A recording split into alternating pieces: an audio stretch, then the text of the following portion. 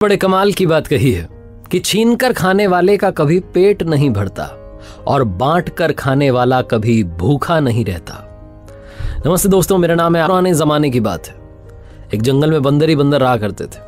उन बंदरों का जो राजा था वो विशाल काय बंदर था, बहुत बड़ा बंदर। उस बंदर की सारे बंदर बात माना करते थे बंदरों के राजा की। एक दिन एक बंदर ने बताया कि महाराज, अपने जंगल के आखिरी में एक बहुत प्यारा बगीचा है फल का।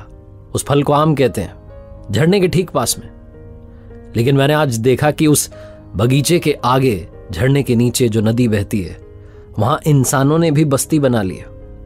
ये बात जैसे ही बंदरों के राजा को मालूम चली, वो चिंता में आ गया। उसने कहा, एक काम करो, सारे बंदर जाओ और जाकर के उस बगीचे में से सारे आम गायब कर दो, एक भी आम बचना नहीं चाहिए। जो ऑर्डर मिला था बंदरों ने फॉलो किया, गए जाकर के सारे आम तोड़ लिए। अब वापस आकर के कहा, महाराज तोड़ दिए सारे आम।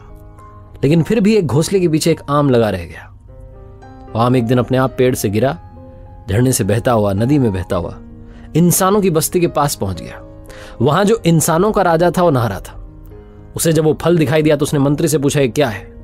तो मंत्री ने बताया कि महाराज, ये बहुत मीठा फल होता है, इसे आम कहते हैं। ये बात जैसे ही राजा को मालूम चली, उसने कहा, हम खाना चाहते हैं, लेकिन खाने से पहले इसको काट के लाया जाए और तुम लोग खा के दिखाओ कि कैसा है।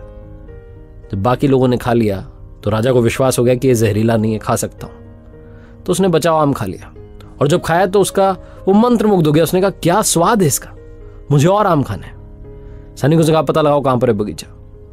सैनिकों ने पता लगाया तो मालूम चला कि वहां बंदरों का कब्जा है। इंसानों के राजा ने ऑर्डर दिया कि जाओ जाकर के सारे बंदर निपटा दो, खत्म कर दो। बंदरों ने जाकर के बंदरों के राजा को बताया कि महाराज, इंसान आ रहे हैं हमें मारने के लिए। बंदरों के राजा ने कहा, मुझे मालूम था ये दिन आएगा, वो हम सबको खत्म कर देंगे इन आमों के चक्कर में। एक काम करते हैं, खाई के उस पार चले जाओ, उस तरफ बहुत बड़ा बांस का जंगल है, उसमें रहेंगे, हमें इस तरफ रहना ही नहीं है। वो जो विशाल बंदर था वो बीच में खाई में खड़ा हो गया। उसके कंधे पर चढ़कर के इस तरफ से उस तरफ बंदर जाने लगे, फटाफट फटाफट। लेकिन उन बंदरों में एक बंदर ऐसा था जो अपने राजा से जलता था। वो बदला लेने की प्रतीक्षा में था। उसने एक तीखी लकड़ी उठाई और जब पार कर रहा था उस खाई को बंदरों के राजा के कंधे पर चढ़कर, तो चुपके से वो जो लकड़ी थी तीखी सी, वो अपने ही राजा के सीने में घोंप दी। ये राजा जो था बंदरों का लहूलुहान हो गया, खून बहने लगा, लेकिन खड़ा रहा। इसने कहा, सारे बंदर मुझे पार करवाने हैं। जब आखिरी बंदर भी पार कर गया तो ये घायल होकर के गिर पड़ा। इंसानों का राजा ये सब देख रहा था दूर से। उसने कहा, कितनी करुणा है, कितना दयालु है, इसको बचाना बनता है। उसने अपने सैनिकों से कहा, जाओ जाकर इसको बचाओ, वैद्य जी को बुलाओ, इलाज करो इसका। बंदरों के राजा को बचाने की कोशिश होने लगी, उस विशाल बंदर को बचाने की कोशिश होने लगी। आखिरकार उसको थोड़ा ठीक जब वो हुआ, बोलने लायक हुआ, तो उससे पूछा इंसानों के राजा ने कि एक बात बताओ, आपको पहले पार करना चाहिए था, आप इन बाकियों के चक्कर में क्यों पड़े थे? अपनी जान पर खेल करके दूसरों को बचा रहे थे। बंदरों के राजा ने इंसानों के राजा से कहा कि मुझे सबका ख्याल रखना है, क्योंकि मैं राजा हूं ना।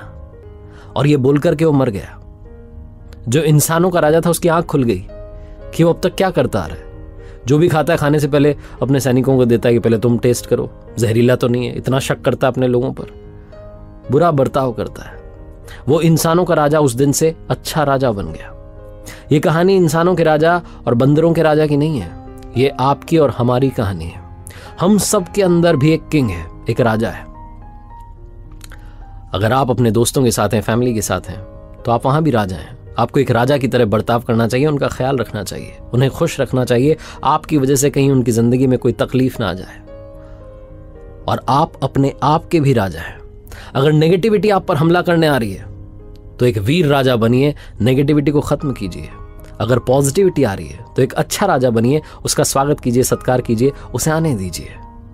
उसे मेहमान की तरह नहीं, बिल्कुल अपने की तरह रखिए और पॉजिटिविटी के साथ आगे बढ़िए। बनना है तो अच्छा राजा बनिए। ये कहानी बस यही सिखाती है।